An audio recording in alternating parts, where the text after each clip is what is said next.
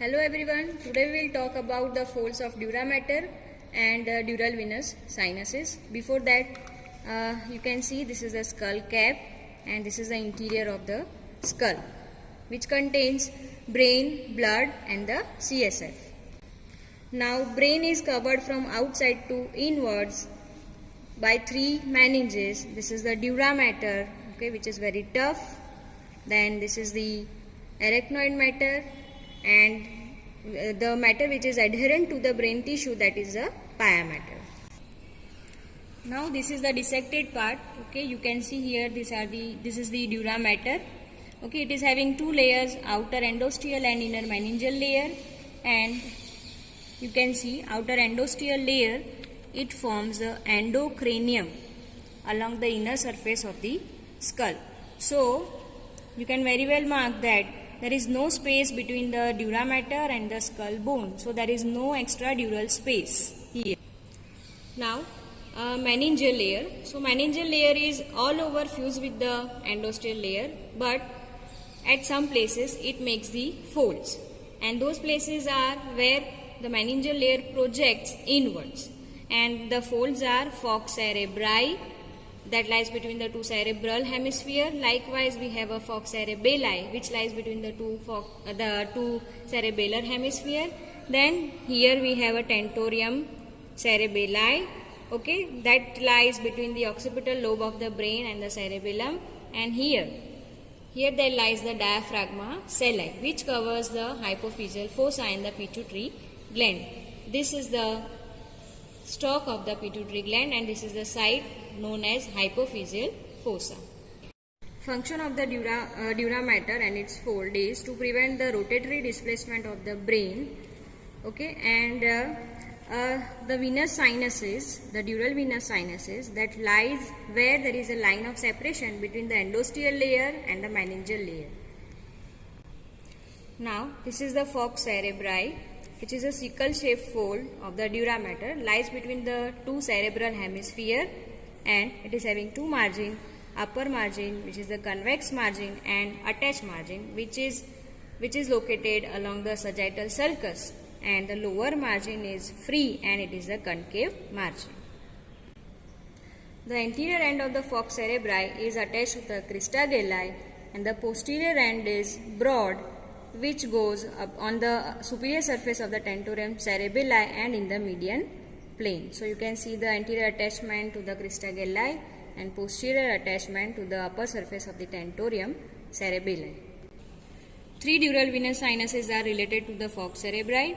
Along the upper convex margin, it contains the superior sagittal sinus. Along the lower margin, which is a concave, it is having an inferior sagittal sinus. And along the line of attachment of the falx cerebri with the tentorium cerebelli, here there lies a straight sinus. Now tentorium cerebelli. So tentorium cerebelli, it is a tent shape, and it forms the roof of the posterior cranial fossa. It is having a two margin, free margin, which is a U shape, and the attached margin.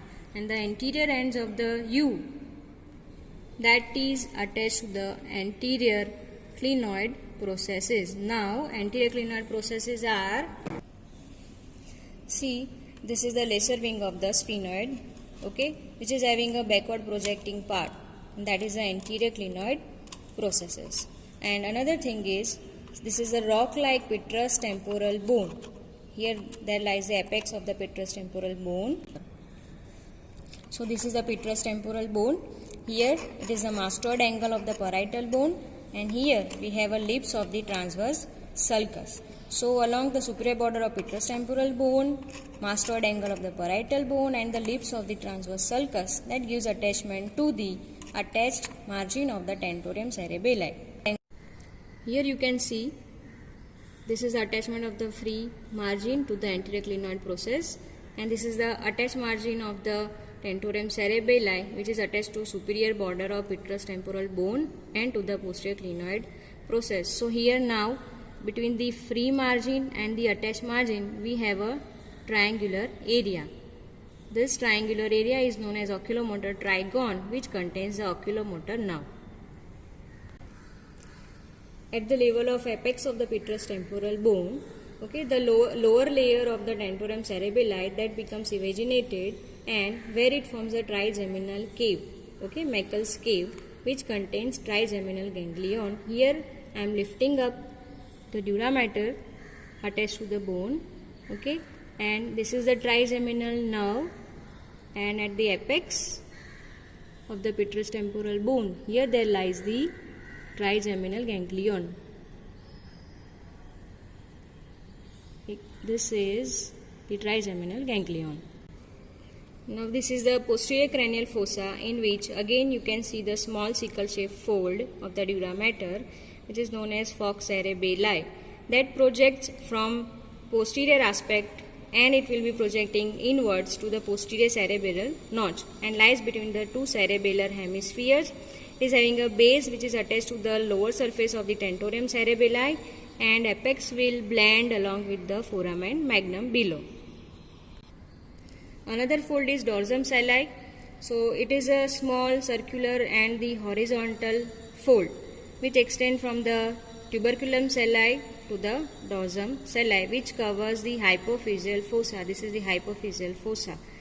Gives attachment to the tuberculum celli anteriorly and dorsum celli posteriorly.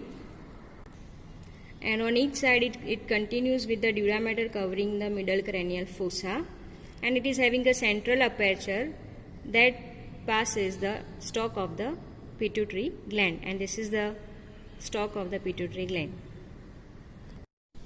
Now this is the dural cap, in which in the median plane you can see this is the falx cerebri, okay, and along the upper margin of which you can see here this is the superior sagittal sinus.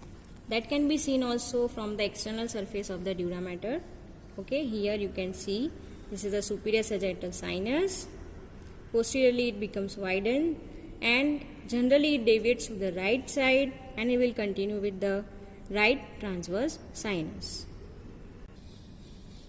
Now again this is the falx cerebri, along the lower margin of which there lies the inferior sagittal sinus. You can see here, and it will continue with the straight sinus, okay, and generally that straight sinus will continue with the left transverse sinus. Now you can see this is the tentorium cerebelli, okay. This is the inferior sagittal sinus, this is straight sinus, and along the line of attachment of the attached margin of tentorium cerebelli, you can see these are the transverse sinuses. And here along the level of the internal occipital crest, here we will find out the occipital sinus. And now this is the superior sagittal sinus, posteriorly which it becomes a dilated part, and it forms a confluence of the sinuses where all the sinuses will meet to this place, and it is that is related to the bony prominence, internal occipital protuberance, and this confluence of the sinus is also known as trocula hierophili.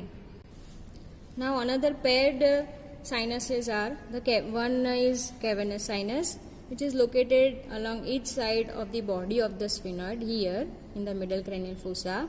Anteriorly it extends from the superior orbital fissure and posteriorly up to the apex of the petrous temporal bone. So this is the location of the cavernous sinus. It is having the roof, floor, medial and the lateral wall.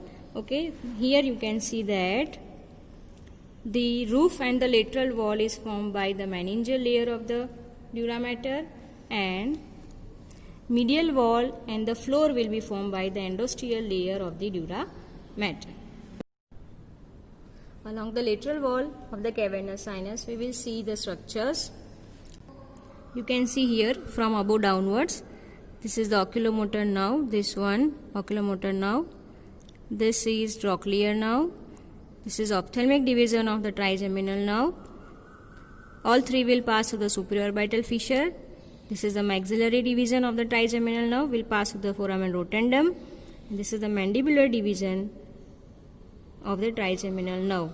And at the level of apex of petrous temporal bone, okay, you will see the trigeminal ganglion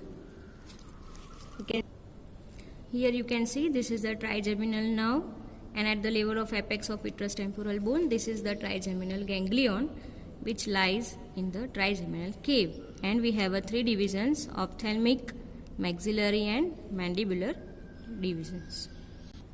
Now we will see the position of the various venous sinuses in the skull bone. So this is the vault of the skull, and in the midline, okay, there extends the superior sagittal sinus in the sagittal sulcus, and on the lateral aspect you will see the middle markings of the middle meningeal veins. Now this is the interior of the skull, in which you can see anterior cranial fossa, this is middle cranial fossa, this is a posterior cranial fossa. This free margin, posterior free margins are of the lesser wing of the sphenoid, okay, and that gives attachment to the sphenoparietal sinuses.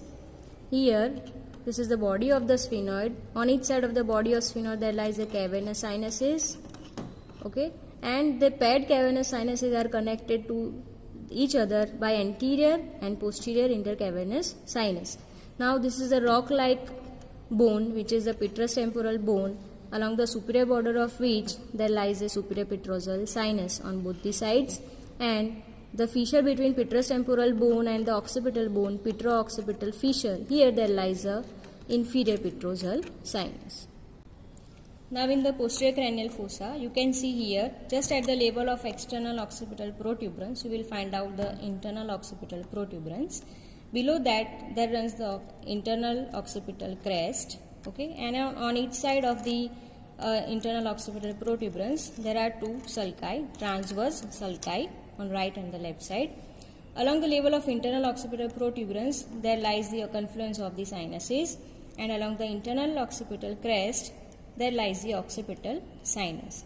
Along the transverse sulci, there lies the right and the left transverse sinuses, and the transverse sinus sulcus that will continue in the S-shaped sulcus, which is a sigmoid sulcus. That lodges the sigmoid sinus and will continue as a superior bulb of the internal jugular vein in the posterior part of the jugular foramen.